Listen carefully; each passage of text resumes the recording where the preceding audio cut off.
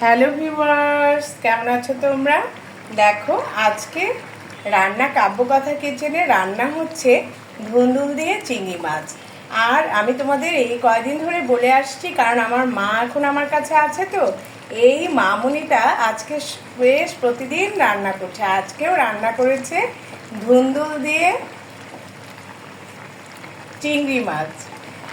আর দেখো, এই রান্নার জন্য চিংড়ি মাছগুলিকে কত সুন্দর করে পরিষ্কার করে রেখেছে, কেটেছে, তারপরে ধুন্দুল সুন্দর করে কেটে রেখেছে। এরপরে সামান্য তেল দিয়ে এখানে পেঁয়াজ বাটা, মরিচ বাটা, হলুদের গুঁড়ো, লবণ, মরিচের গুঁড়ো দিয়ে দেখো খুব সুন্দর কষিয়ে কষিয়ে রান্না করছে আমার মা। আর দেখো, এখানে অনেক সময় সবজি রান্না করলে না সবজিগুলো কালো হয়ে যায়, কিন্তু দেখেছো কি সুন্দর সবুজ আকার ধারণ করেছে। তোমরা বাড়িতে হলে একবার এই রান্নাটি ট্রাই করবে, দেখবে কত সুন্দর এবং সুস্বাদু হয়েছে। ভালো থেকো, সুস্থ থেকো, বাই।